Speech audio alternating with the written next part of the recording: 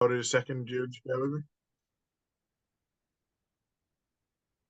Okay, so first of all, welcome to another franchise company First Friday session.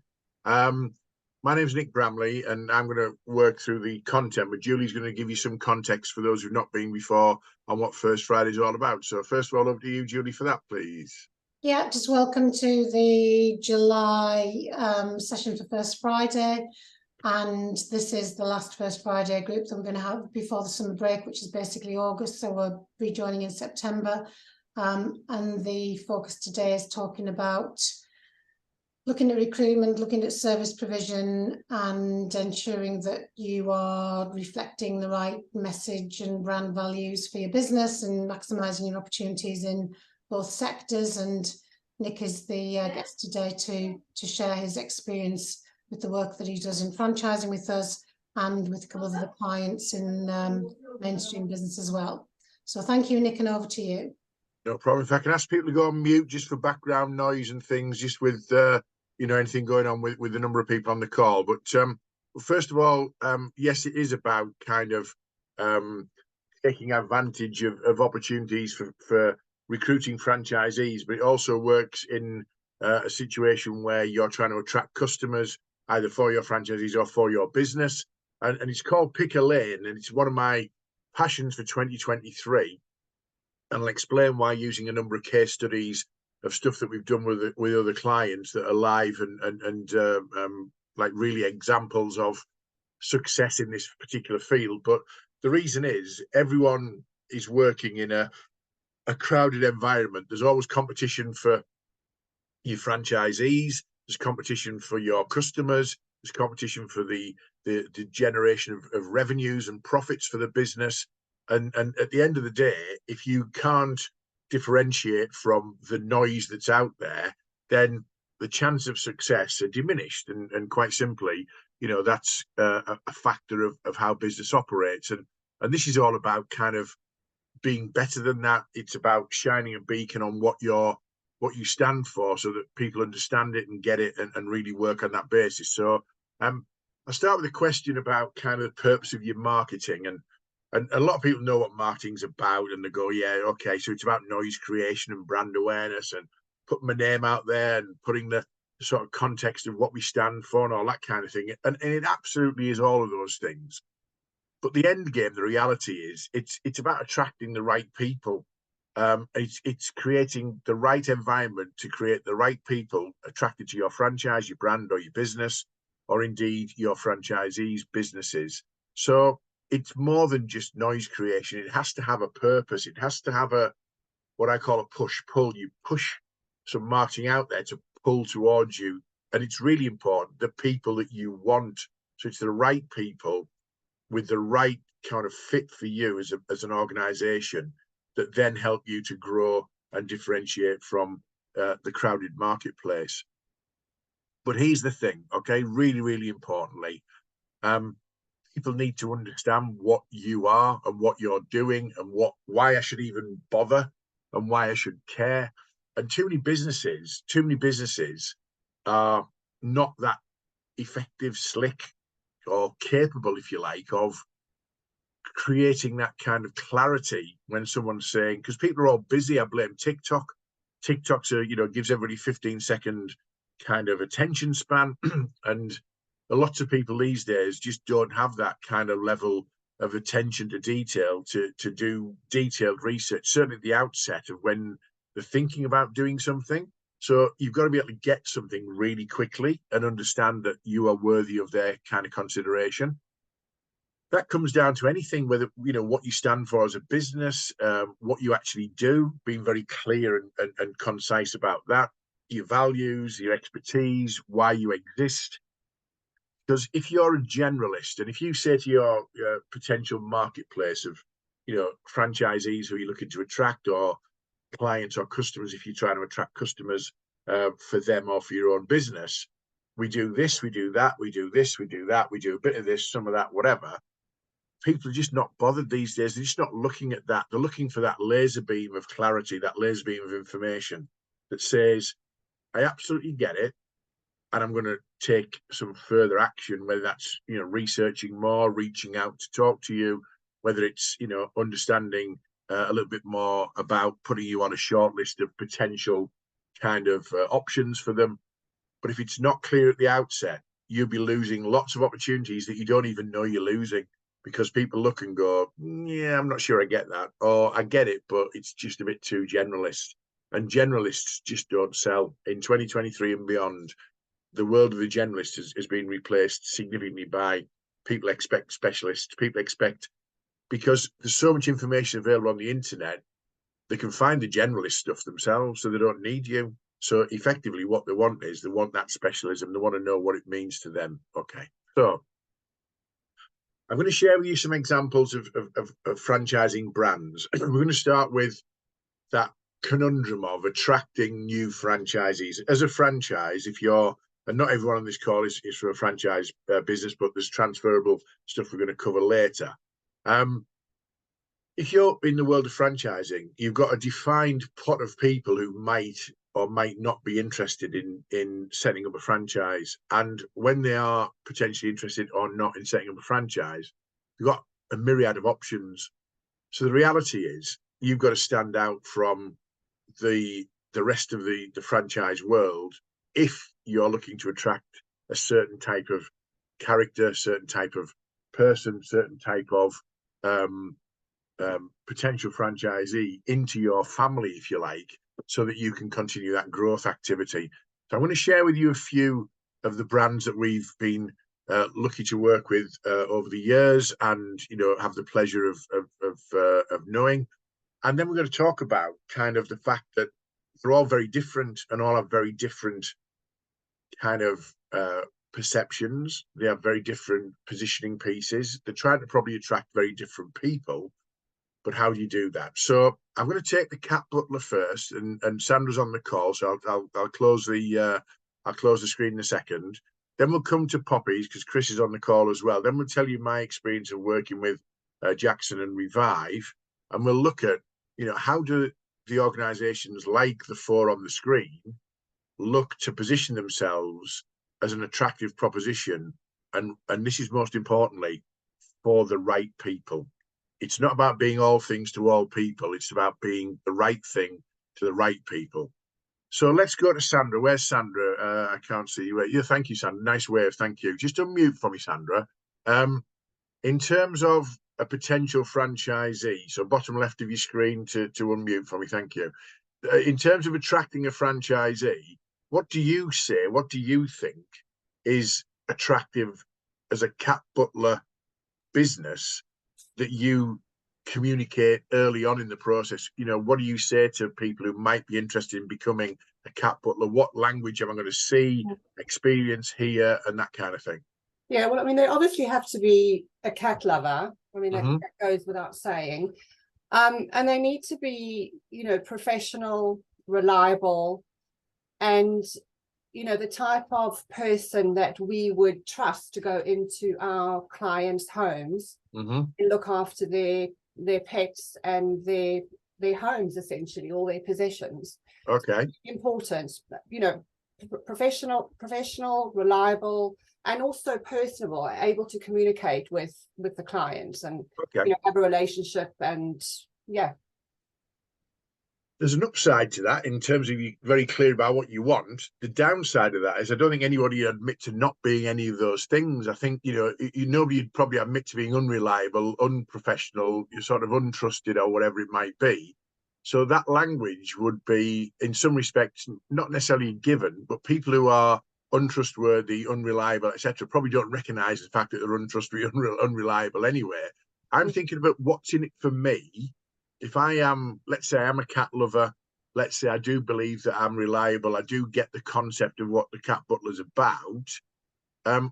What's in it for me to be a franchisee? What are you saying to me? Is it work-life balance? Is it sort of flexibility? What are the selling points to me? Yeah, so from a franchisee point of view, obviously, it's work-life balance.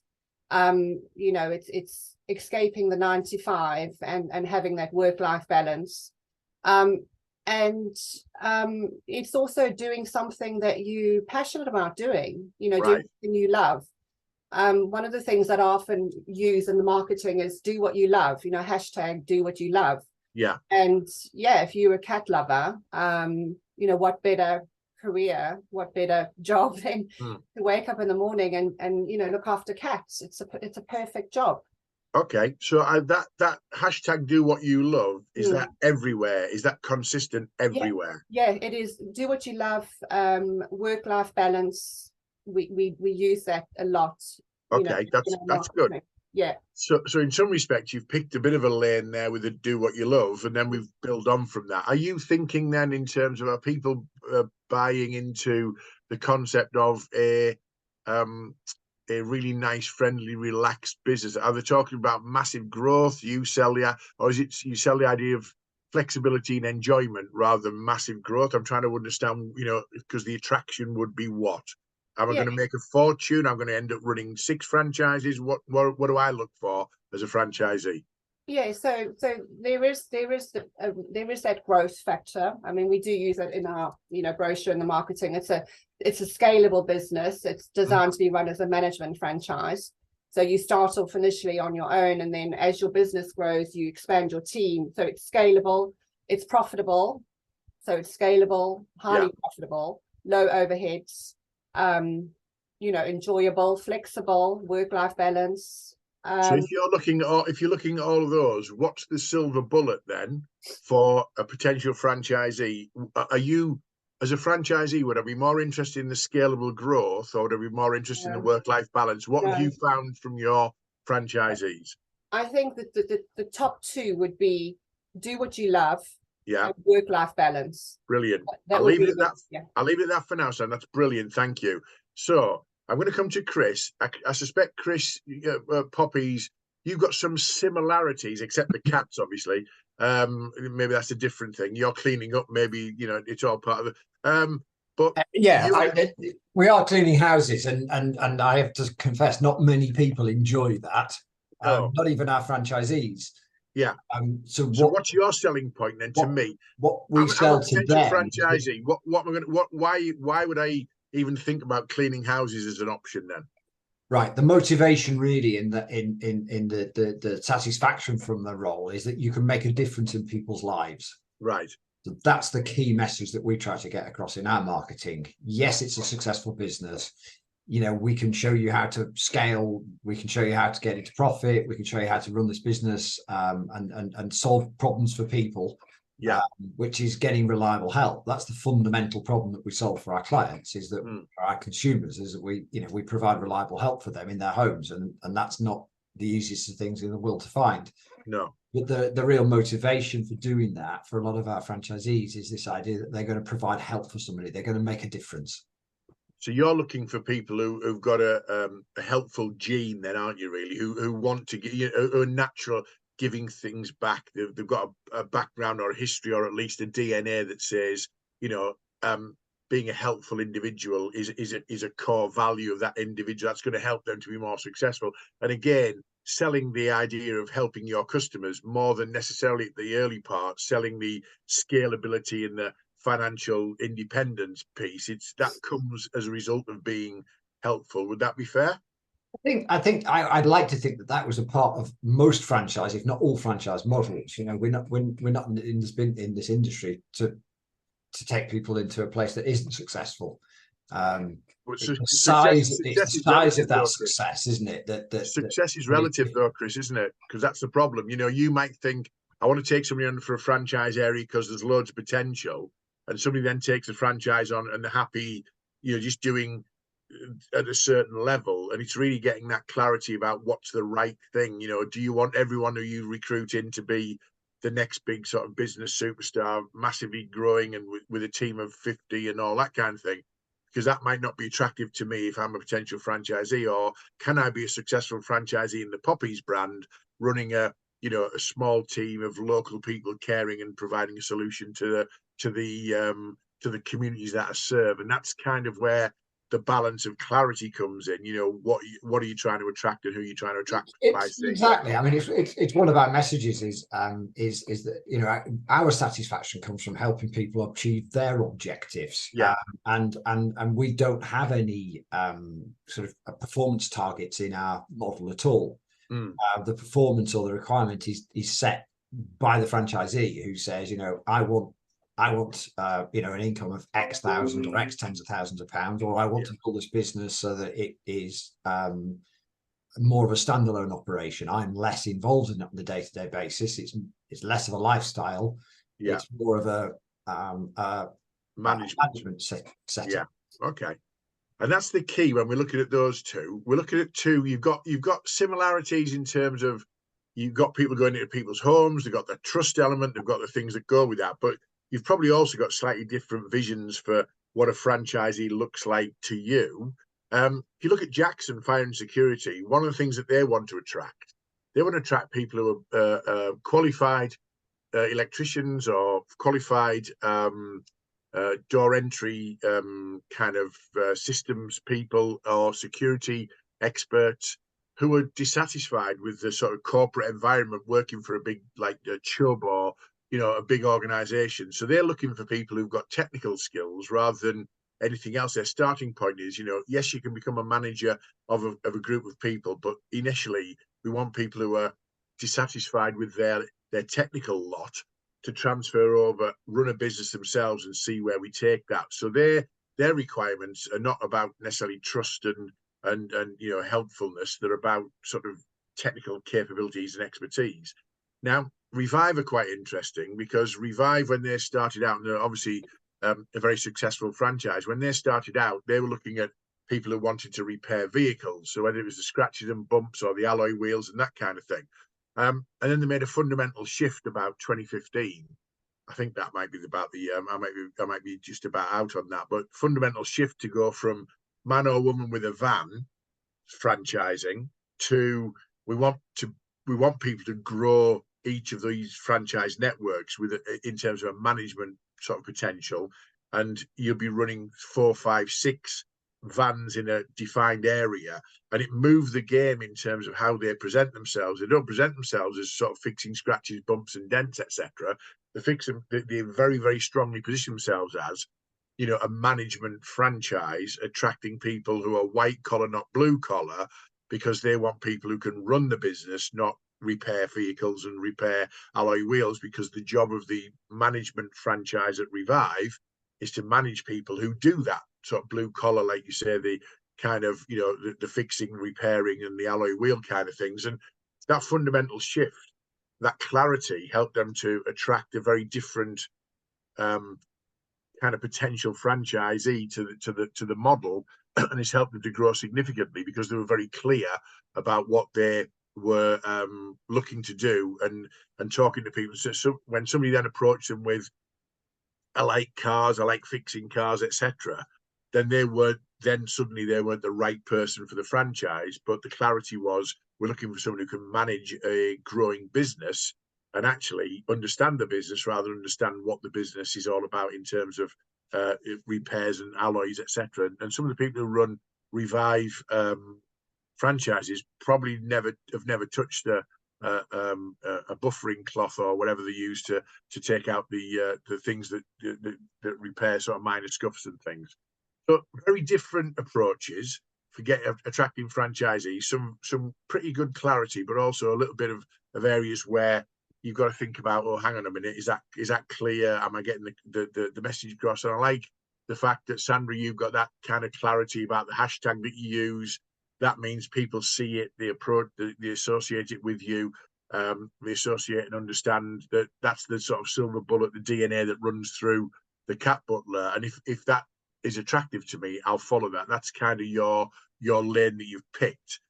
But then when you're attracting customers or clients, whether it's for a franchise or not, then it's a very different message in some respects, attracting a customer than it's attracting someone to run part of your business through a franchise. So Jackson's are attracting customers who've got fire and security challenges. That's a different message to the people trying to attract to actually run the franchise, who are frustrated, electricians and security specialists who work for big organizations who, don't want to do the politics, the call out, the times, all the things that go with that, and they want to be a bit more independent and flexible, but it's all about their technical expertise. So I talk about seizing the day and being very specific. And this is where the pick a lane sort of syndrome comes in, really. I'm going to share with you a number of case studies around when companies have been clear about what their market sounds like, looks like, is interested in, what the impact of that has been. So I call it, what's the story? What do you want to be known for? What are you really good at? What makes you interesting? And you'd be surprised what interesting is to some people. Interesting to one person, not interesting to another. It's really all about your target audience and what the bandwagons are that are out there and what they're talking about and looking at and the kind of things that are resonating with them. So I'll talk to you later about attracting franchisees and retaining them and growing them, but also this is about attracting customers as well and positioning yourself as something of an expert rather than a generalist. So I'm going to talk to you about potential themes or potential lanes, and there is dozens of them. There's as many as you can probably think of, but things like flexible working, work-life balance. This is turning what you love into a business, which is the thing that Sandra was talking about.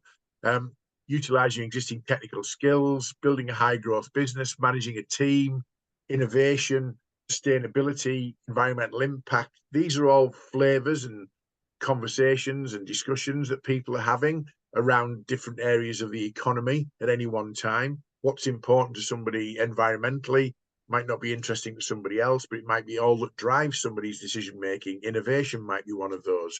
Some people might not want to manage a team, therefore they don't want to have a franchise model where there's lots of people involved. They'd rather be self kind of responsible, if you like.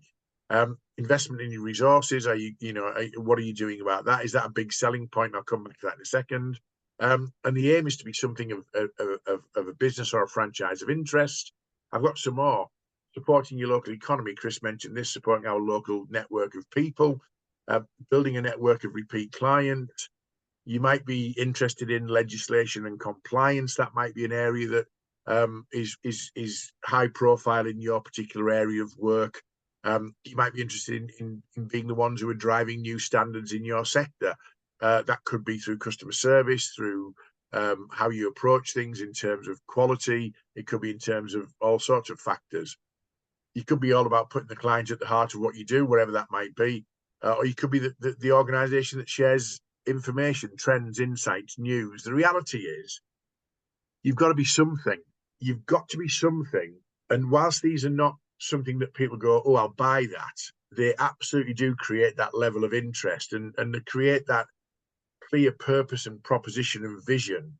So when somebody's researching you as an organization, or you as a franchise, or you as a potential customer, them as a potential customer of one of your franchises, they at least understand what is the core, or what's at the core or the heart of that particular proposition. So I'm going to share with you the first case study. It's a company called PDM, and PDM are a product design, product design for manufacture studio. And what that meant was, it's been going since 2003. And when they first started, they were designing products using CAD drawings and 3D modeling and all that kind of thing. 70% of their business is medical devices, but they also do things like toys and consumable stuff and the odd industrial kind of design. But that is a absolutely packed market. And if you just become another one who's got a studio who can do product design and manufacturing, it's very difficult for you to then stand out from the hundreds of other players out there who are doing the same thing. So what PDM decided to do, we sat down and said, what is it that drives your design values, your design ethos? What is it that drives the business that we can hang a hat on, we can pick a lane for? And it turned out to be innovation. So what we did, we created their logo. PDM logo is the most boring logo in the world, grey on white with 3 letters. It's awful. So we brightened up this particular piece and we've created a thing called From the Studio. And From the Studio is quite simply a portal where everything to do with innovation is held. It's still PDM, but they've turned themselves from just being a product design company into an innovation studio. And they've done it through what this is just a screenshot of their portal. So all the pink ones in the middle, they're all podcasts. They're talking to people who are innovators, people funding innovators, people who are looking at the design journey and that kind of thing. The articles along the top are just interesting articles that just say, you know, innovation's been a journey for since we were children. What kind of toys and tech did you like? Are they still there? Why was Meccano attractive in the 70s? Why do people not play that now? Just a bit of fun with the top stuff. But the bottom ones, the articles around how do you take an idea from the concept to the market? How do you navigate the innovation journey? How do you map innovation in your organization? And this is just a screenshot of 9 little areas of that website. This portal is just on their website. They've got about 14 podcasts, 12 white papers, lots of interesting little articles around innovation. And now PDM talk about themselves as an innovation studio. That's the lane they picked. If you want to think about innovation in products, in product development, medical device design or whatever, talk to us. And by the way, here's the evidence. Here's the evidence that says we're an innovation studio. The company that we keep on podcasts, the articles that we produce, innovation is their golden thread. Innovation is their DNA. Innovation is what they stand for. And there's the proof. What happened to their business? Started to get bigger and better contracts, bigger and better conversations with people who were also interested in innovation.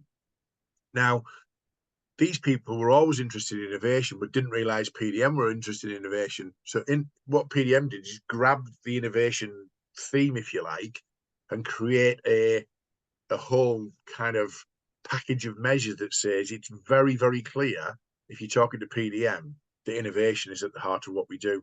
And if you're not looking to innovate, you're probably not right for us. So it was a fundamental shift from being just a studio that designed products to being a hub for innovation and all things that that considered and all things that that did.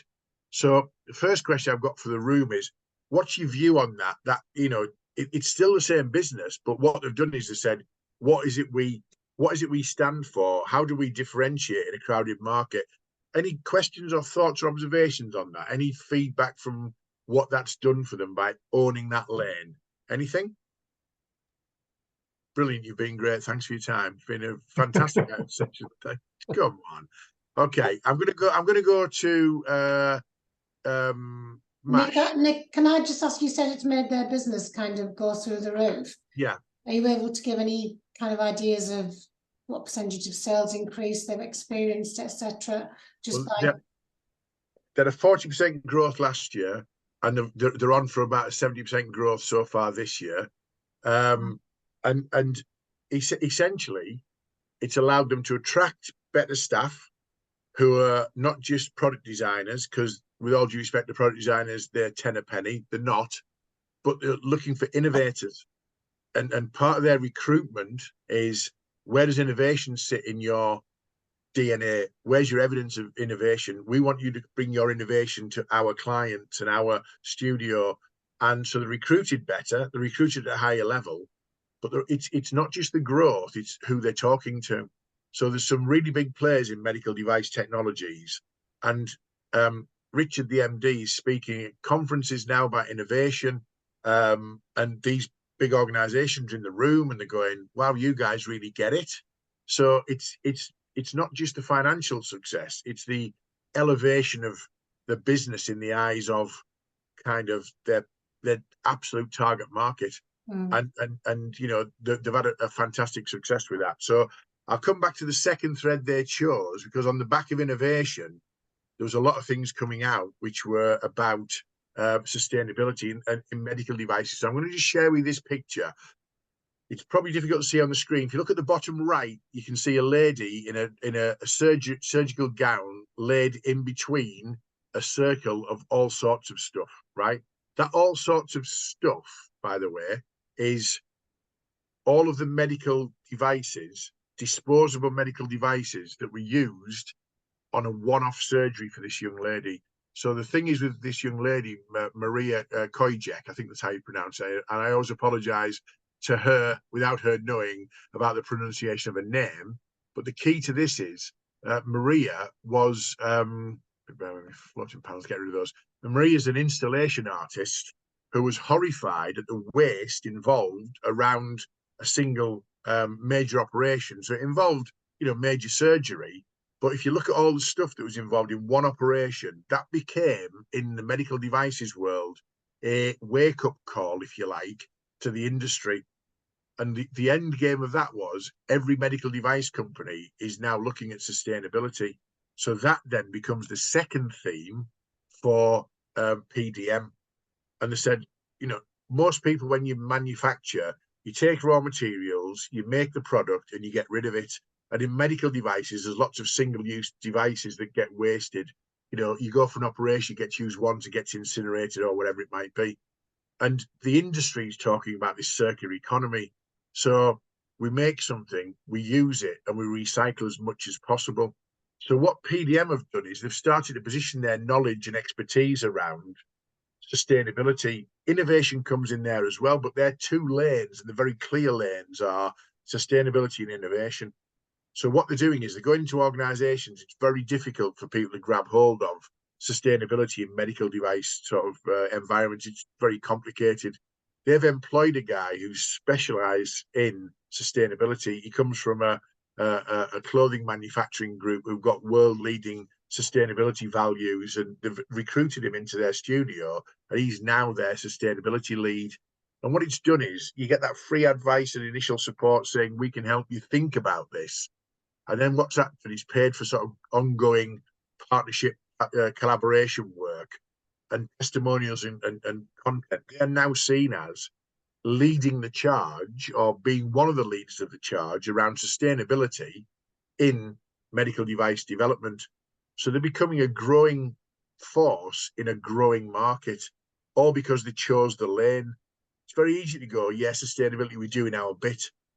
But actually, if everyone's doing their bit, who's leading this thing?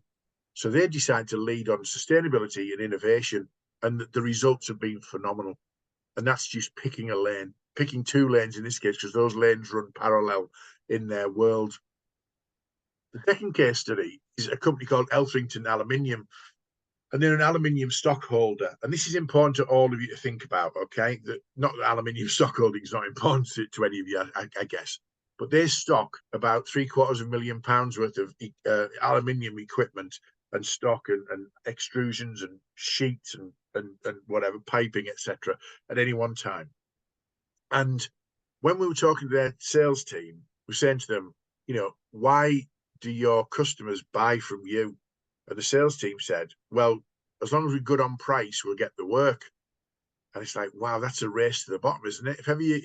If your only conversation with the customer is about price, you'll always end up having to justify it, fight for it, give away a margin, all the things that go with that. Price is not the only factor. And I said, I don't think price is the only reason your customers buy from you. And this company is based in Hull. So if you know your geography, Hull is a long way from anywhere else in terms of major sort of cities. It's a long way inland to Doncaster, Leeds. It's a long way up the coast to York, for example. And I said, you've got £750,000 worth of stock. You do same day delivery in Hull and next day delivery outside of Hull. And the fact that you've got the stock means that I don't need to stock it myself. I can get it. It's convenient and easy. And yet all you're talking about is price. And this is what I want you to think about, some hard facts about why your customers buy or why your franchisees choose you.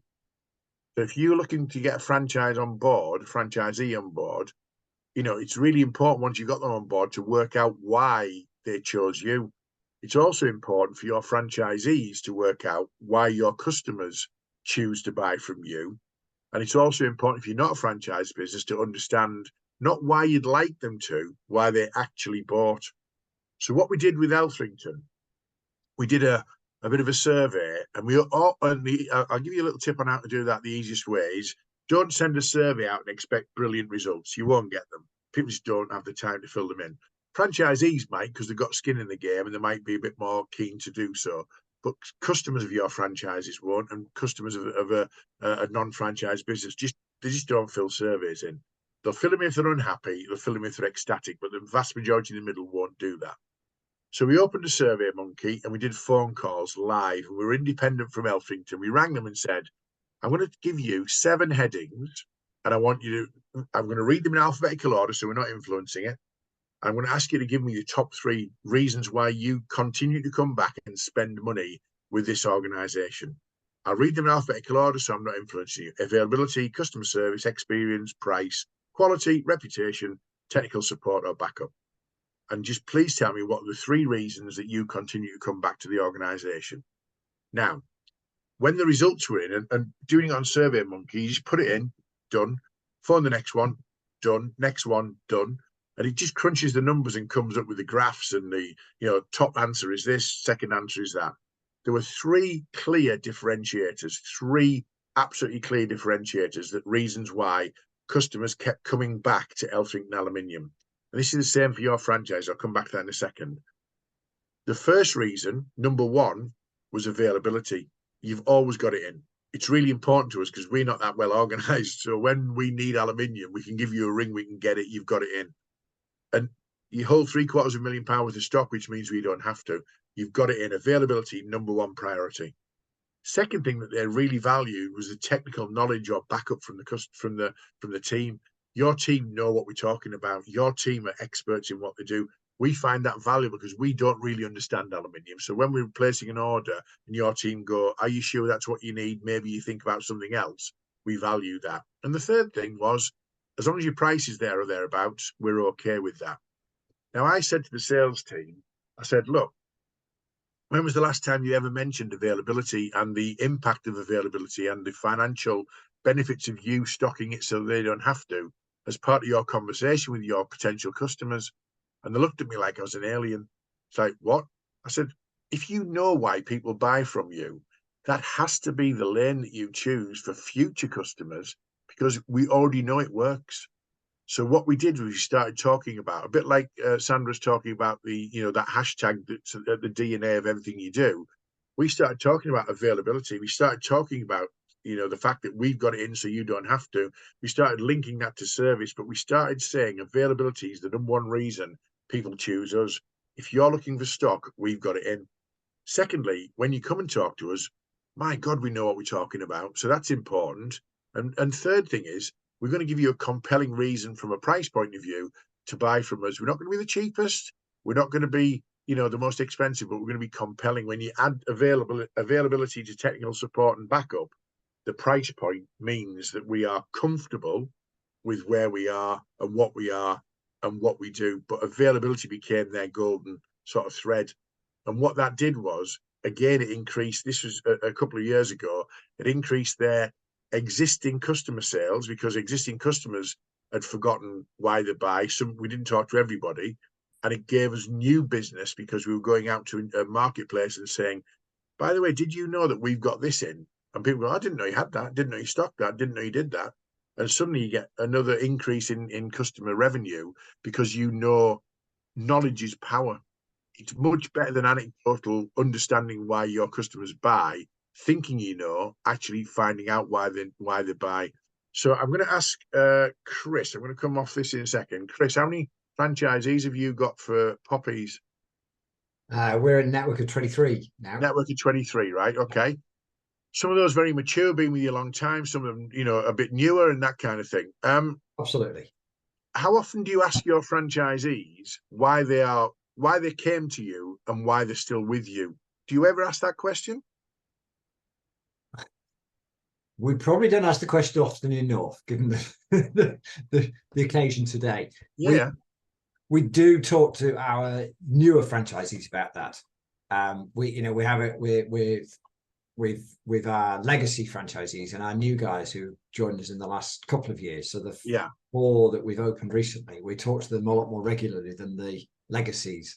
So what have the legacies done to deserve that apathy from you then, Chris? I'm only saying that in a nice way. I'm saying that in a nice way because I know you and I like you. But what I'm saying is they're still with you. So there's a reason they're still with you. And that's really important because if you're saying to somebody who's a potential franchisee for Poppies, longevity is important. And these are the 2-3 reasons our long-standing legacy franchisees stay with us. And those are consistent. That's attractive. That's a lane. You're picking that lane and saying, That's really important. So Absolutely. just a Yeah. thought process now. Sandra, how many franchises have you got? The Cat Butler, please. Oh, I had no, unmute. Sorry, bottom left. It's okay. We'll have 10 at the end of this year. Okay, I mean, and you're on a hell of a growth spurt. I keep watching. I'm really impressed with that. You're good at attracting them, whatever. Do you ever ask? Do all 10 give you a reason why they chose you and why they're still here? Yeah, so when they come on board, we get a testimonial from every one of them. Okay. And it's got their, and their testimonial reasons why they've joined and blah, blah, blah, blah. And we put those on our website for every new franchisee that. Is there a consistency there?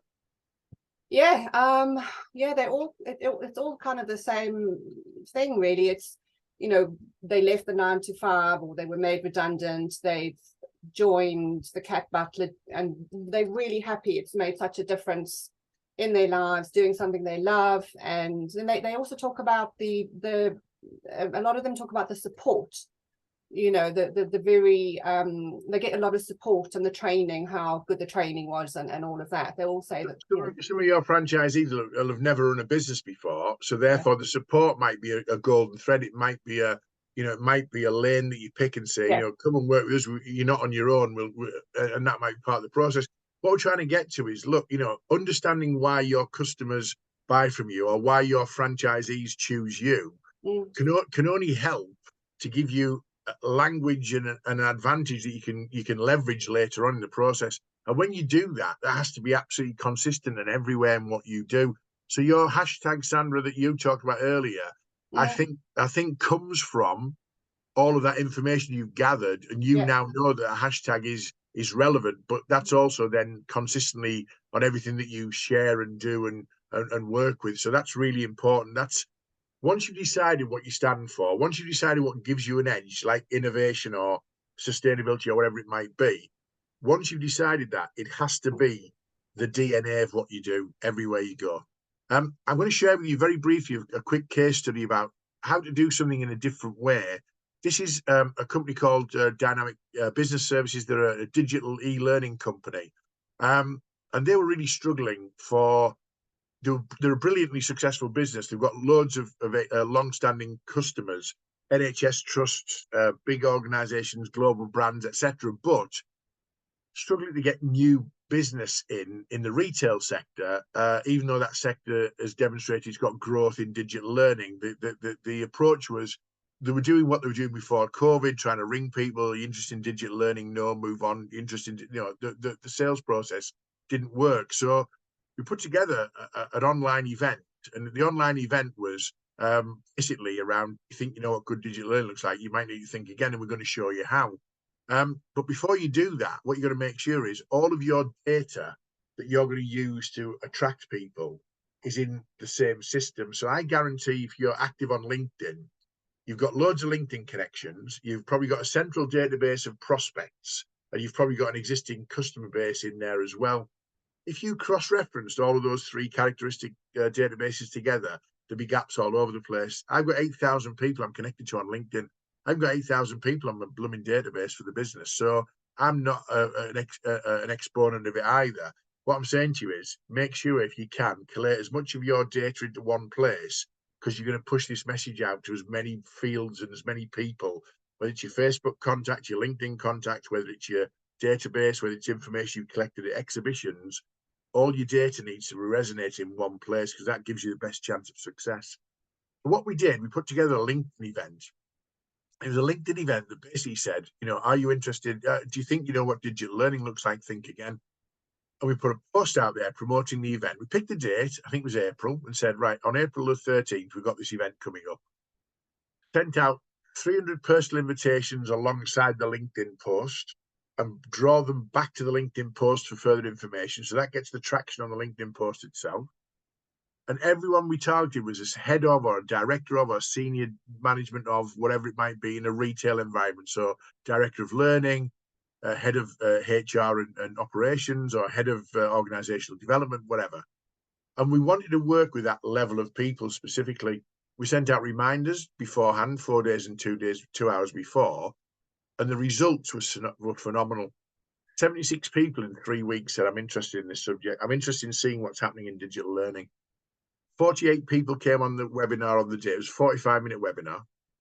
And we recorded the webinar. So we've now got content that we can then cut up and chop around and use for social media and reuse again. But more importantly, the webinar created loads and loads of new opportunities in the pipeline for the sales team.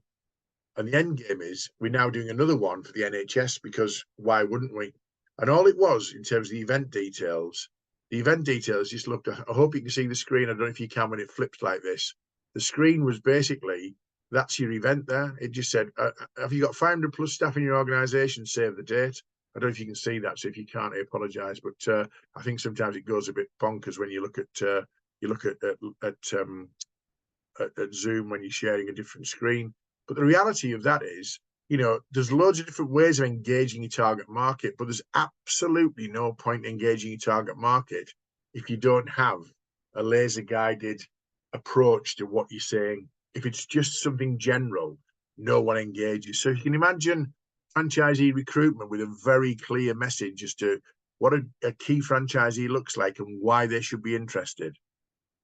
Customer attraction for your franchisees when they are up and running, you know, the customers get it and they want to work with you. Or just if you're not a franchise business itself, generating sales comes from people understanding and getting what you're about. And if they don't get what you're about, you've lost your 15 seconds of fame. They've moved on somewhere else. Innovation, sustainability have made a massive difference to PDM.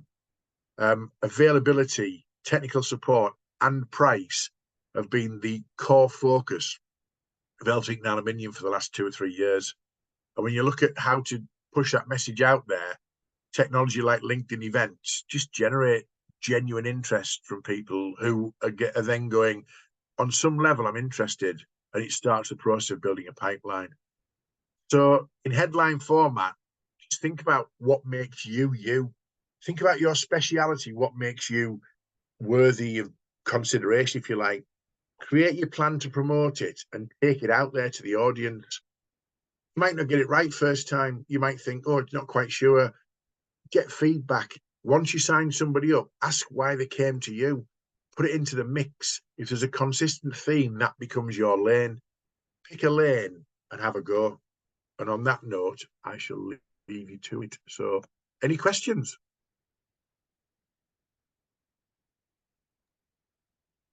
I think having picked upon Sandra and Chris earlier on, Nick, might Gary, you Puddle Ducks, obviously you've joined us this afternoon. Thank you very much. No worries. They're not questions, but I think it's just what clear. The first question you asked, which was about that company gave themselves a clear definition from what separate them from other people. I think that's the key message, really, isn't it? It is, yeah, because you know there's two things, isn't there? One is attracting Puddle Ducks franchisees, Gary, and you know, why would somebody choose you over other options and whatever? That's important. But also your customers, you know, you're all competing for the valuable book, aren't you? Really, there's a limited amount of money around in the current economy. You know, why would somebody want to come to Puddle Ducks and pay for swimming lessons and the things that go with that? So, what's the clarity of that message? It's not, is it fun or is it learning? Is it whatever it might be? Is it affordability? Is it life-saving? Is it whatever? And I guarantee that most businesses, what they do is we're good at all these things, so we'll tell everyone we're good at all these things. The more you say we're good at all these things, almost like the less clear you are. So it's really thinking about that. That's absolutely the message, Gary. Spot on, yeah. Yeah. Are you involved in recruitment or service side or both? More service side for us, but one of my colleagues who works for me is more recruitment. I run like the IT and franchise support is what my side is anyway. Right, okay. So whether it's recruitment of franchisees or whether it's a service promotion, like most businesses, like most franchises, you are in a competitive market in terms of absolutely. Other people franchising, you know, the same stroke, similar service. So it's about getting people to engage with you because of what's unique to you in terms of your offer, your culture, your DNA, basically. I'll give you an example of generalist versus specialist, okay? If you go to the doctors in this country with a bad knee, your GP, Your GP will tell you you've got a bad knee, and you go, "Oh, thanks for that. Glad I came. I already knew that before I came in." And then they'll send you to a specialist, an orthopedic knee specialist, who will fix your knee, hopefully.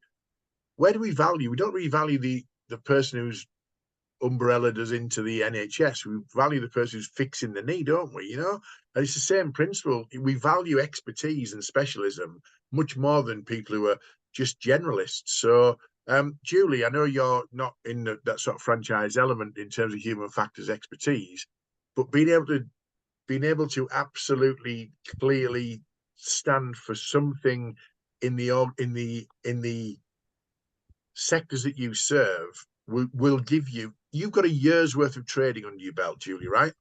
For me, I'd be looking at that year's worth of trading and saying, what is it we've absolutely done and delivered for those customers? Find out what they value, because that becomes, when you flip that going forward, it becomes what you're about.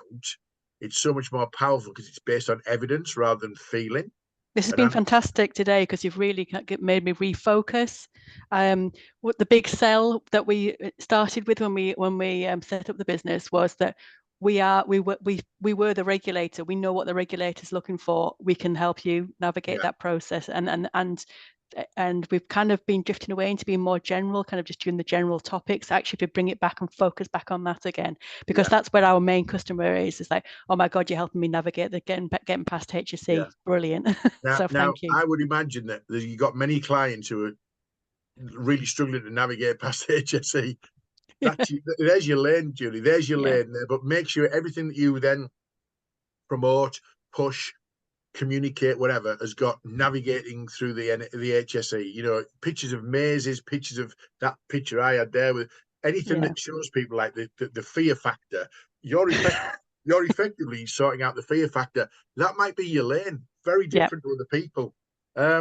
Natalia, beyond corporate. I love what does beyond corporate mean? That's an interesting. What does beyond corporate do? Thanks, Nick. Yeah, well, Beyond Corporate is a law firm, but I suppose, yes, what makes us stand out is, unlike some of the other law firms, we basically have very specialist departments. So we focus on specific areas. So we've got a specialist franchise team. We have a specialist employment team, construction. And all the people who work, you know, they are sort of lawyers with years and years of experience within that particular area. And again, our proposition, I suppose, for example, to the franchise industry is very different in a sense that, you know, I'm a franchise lawyer. I have always been a franchise lawyer, but I work very closely with my colleagues in the property team and the employment team. So whenever we do, for example, franchise resales, we can offer our clients a full package where we come with, you know, one fixed price, and we say, this is what's included, and we, you know, and we get things done, and we get things done quickly, and we turn things around as quickly as the client needs. So one of my clients this week, I did a full exercise with their sales team, and we thrashed around why people buy from them, and all sorts of words came out and things came out. You know, we're good at this, we're good customer service, whatever. And the end game was, we get things done. And you know what? It's a personal thing, Natalia. I bloody love that. I love the fact that we get things done, because you know what? People are so time starved now, and so jaded by inefficient service. We're not a great country for customer service. You only got to look at, you know, most of the things. There's lots of pockets of excellence, don't get me wrong, but you know, we're not brilliant at customer service in a lot of areas. So you getting things done might just be your lane. It might be just that, you know, we're a law firm, we'll get things done, because the expectation might be most law firms necessarily don't do that. That might be your lane. But I like the fact you got different lanes. You got a franchise lane, you got a property lane, you got a construction lane. Don't overlap them and mix the message, because then you become a generalist of everything. When you're talking to franchisees, you talk about franchise law. When you're talking to construction companies, about construction law. And you can have a number of lanes. That's fine, because the lanes are being driven by the specialists in those areas. Yeah, does that make sense? Yeah. Excellent. Okay. Can I just add to that, Nick, in terms of our experience, and obviously Natalia, we know each other very well, and you know, have worked together and do work together. You know, we're very much to some degree an intermediary in that we're sometimes pathways to other professionals. We only work with professionals. Obviously, yes, they've got to get things done, but also they've got to be easy to work with, as in they don't overcomplicate the process and they don't, you know, make a mountain out of a molehill, basically. So again, I think it's getting things done, but it's the simplicity of being able to. Yeah, completely, Julie. I think it's for me, it's commerciality, and especially having been in-house, I think it's about, you know, I love getting to know my clients' businesses inside out so that I can then say, this is what we need to focus on, and this is not important. Or whenever an issue arises, we can come up with actual practical solutions of how to get around this and going, what is the risk? Actually, theoretically, this is an issue, but the risk is zero. Yeah. Or, you know, so it's looking at the reality of the situation, not, you know, not having a theoretical discussions, because, you know, that's for the, you know, for the what's the word I'm looking for? The firms. Well, you do it at law school, but you don't do it when you're actually working commercially. But this is it. So Yeah. what I'd say to you is, if you're trying to attract people going forward, the best benchmark is what attracted people previously. Simple as that. You know, what attracted people previously? Are we using that? And I think, Julie, you hit the nail on the head. You sort of, as a business or a franchise evolves, you sometimes move away from that. You sometimes forget what makes you attractive in the first instance, and then you become that. You're not, because you're a generalist, but you appear to be a generalist. You throw more words at it. Sometimes less is more. Absolutely, less is more. I'm just going to finish with what we're up to in terms of the next session. And the next session is going to be in September, because obviously with August we don't have a session because of holidays, mainly because Julie's on holiday all the time. But the next session, I think this is fascinating as well. Can ChatGPT replace your franchise PR team? And that's Lucy Archer from Rev PR. It's the first Friday. It's not actually, is it? By the 8th? No, because it's not, because the kids go back to school. So it looks like it's the second Friday, the 8th of September.